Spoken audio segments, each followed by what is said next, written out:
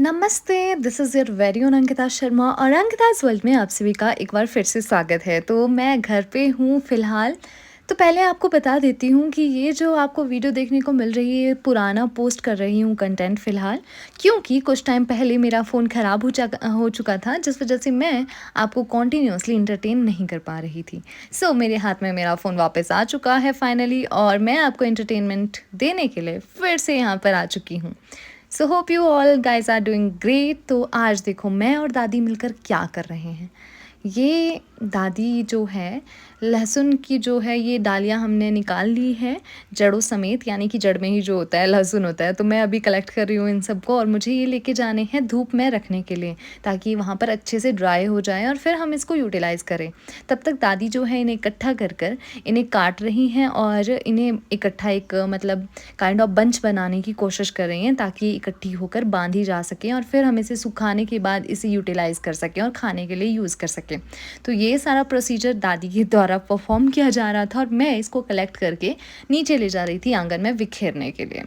तो ये देखो दादी अपना काम बखूबी कर रहे हैं और ये अब कटिंग करेंगे। इस तरह से ऊपर के जो डाले हैं ये काट दिए जाएंगे, ताकि जो नीचे वाली डाली है वो छोटी हो जाए और इससे क्या होता है आप आराम से इन्हें सुखा सकते हो। तो इस तरह से हम हिमाचली बहुत हार्ड वर्किंग होने के साथ साथ बहुत दिमाग वाले भी होते हैं। तो इस तरह से हम यूटिलाइज़ करते हैं अपनी चीज़ों, अपने सामान, और इसी तरह से हम आगे बढ़ते जाते हैं और खेती बाड़ी करते जाते हैं। तो मेरी दादी को अपना ऐसे किचन गार्डन बनाने का बहुत शौक है। वैसे तो हमारा किचन गार्डन नहीं है, हमारा पूरा खेत होता है। तो हमने ये खेत में उगा रखी थी। तो दादी ने मुझे बोला कि हाथ से कितना लेके जाएगी, इट्स बेटर कि मैं अब किल्ठा लेके आ जाऊँ और किल्ठे में ढेर सारे भर के एक साथ ही लेके जाऊँ।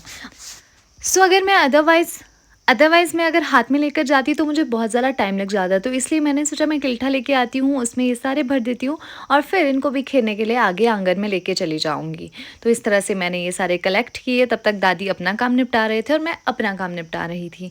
तो इस तरह से दादी और मैंने मिल के करी आज लहसुन की धुलाई बोलूँगी मैं, पता नहीं हमने ये क्या किया है, पर मुझे नहीं पता एग्जैक्ट वर्ड क्या होना चाहिए, पहाड़ी डायलेक्ट में इसको क्या कहते हैं। अगर आप लोगों को पता है कि इस चीज़ को करने को क्या बोलते हैं तो आप मुझे कमेंट करके बता सकते हो।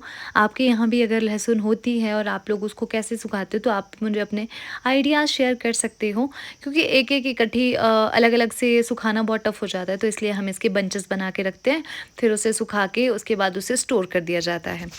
सो अब मेरा किल्ठा तो बिल्कुल तैयार है। तो अब मैंने देखो कितनी ताकतवर हूँ मैं, मुझे कभी कभी लगता है मुझ में इतना ज़ोर है और लोगों को लगता है मैं पतली सी हूँ।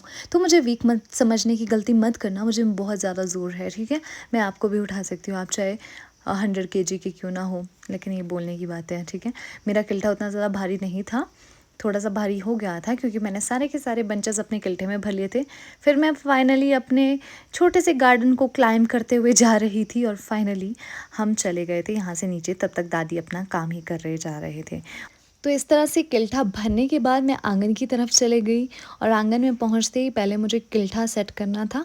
ये मैंने कुछ हाथ से लेकर जो मैं आई थी ना एक एक करके, तो वो ये 3-4 ही डाली लेके आ गई थी मैं नीचे। तो ये लहसुन मैंने पहले ही यहाँ पे बिखेर दी थी। तो अब मैं बाकी की लहसुन भी यहाँ पर बिखेरने वाली हूँ, ताकि अच्छे से यहाँ पर सूख सके। और ये काम शुरू हो चुका है अब, और मैं धीरे धीरे ये सारे करने वाली हूँ। तब तक आपको बताती हूँ, ये देखो मेरे पीछे आपको सुंदर सा बगीचा दिखाई दे रहा है। ये बगीचा है सेब का और हमारे यहाँ पर सेब भी लगते हैं। तो अगर आप में से किसी को भी सेब की पेटी चाहिए तो मुझे कमेंट करके बता सकता है। मैं आपको नहीं भेजने वाली, मैं आपको इनवाइट करूँगी कि आप मेरे घर से खुद उठा कर ले जाओ, ठीक है। मैं ये नहीं भेज सकती। तो ये देखो अभी मेरा काम तो हो रहा है, उसके बाद मुझे और भी काम करना है। तो आप मेरे साथ बने रहो और देखते रहो अंकिताज़ वर्ल्ड। कितना काम करती है आपकी ये प्यारी अंकिता, तो ये जानने के लिए आपको देखनी पड़ेगी ये वीडियो। तो बने रहिए मेरे साथ और देखते रहिए हम हिमाचलियों की छोटी सी दुनिया। सो अब ये बिखेरने वाला काम सारा का सारा समाप्त हो चुका था। अब मुझे फिर से ऊपर जाना है और जो बचा कुचा सामान है वो भी नीचे लेकर आना है, यानी कि अगर ऑल बंचेस वहाँ पर बन चुके हैं तो वो भी लेके आने हैं। तो मैं फिर से शुरू हो गई थी। तो अभी मैं आपको एग्जैक्ट दिखाती हूँ कि दादी ये काम कैसे करी है। तो ये आप देख सकते हो दराटी, पहले इसके जो जड़ें हैं उन्हें काटा जा रहा है। फिर क्योंकि ये बहुत छोटे साइज़ की थी तो इन्हें अलग अलग रखा जा रहा था, ताकि हम खाने के लिए डेली यूज़ कर सकें इसे, क्योंकि ये वैसे तो पक ही चुकी है लहसुन। और उसके बाद मुझे याद आया कि मेरा गार्डन आजकल बहुत ख़राब चुका है, तो उसमें जो एक्स्ट्रा घास लगे हैं तो मैंने उसको साफ़ करना शुरू कर दिया था। तो अभी मैं वो सारा घास निकालूंगी इन फ्लावर पॉट से, क्योंकि मुझे लगा गंद ही तो पड़ रही है पूरे के पूरे छोटे वाले लेंटर पे, तो मैं ये वाला गंद अभी डाल देती हूँ। अदरवाइज़ मुझे फिर से झाड़ू लगाना पड़ेगा और मेरे लिए काम बढ़ जाएगा। इसीलिए मैंने अपने दिमाग और हाथ दोनों का यूज़ करने का सोचा, और मैंने सोचा चलो थोड़ा कष्ट कर ही लेते हैं और सफाया कर लेते हैं जो छोटे छोटे खरपतवार जिनको हम कहते हैं, जो भी इसमें एक्स्ट्रा मटेरियल है, घास और कुछ फ्लावर पॉट ना ऐसे हो जाता है कि काफ़ी टाइम के बाद सूख भी जाते हैं। तो वो सब करने के बाद मुझे करनी थी यहाँ पे सफाई। तो जो भी बचा कुचा सामान था वो मुझे समेटना था। तब तक दादी अपने हिस्से का काम कर रहे थे और मैंने अपने हिस्से का काम करना शुरू कर दिया। जैसे ही मेरा काम ख़त्म हुआ, मुझे लगा यहाँ पे झाड़ू देने की ज़रूरत पड़ेगी, तो मैंने दादी से झाड़ू लिया और सारा का सारा ये सारा साफ़ कर दिया। इस सिलेंडर की अच्छी खासी सफाई हो गई इसी चक्कर में।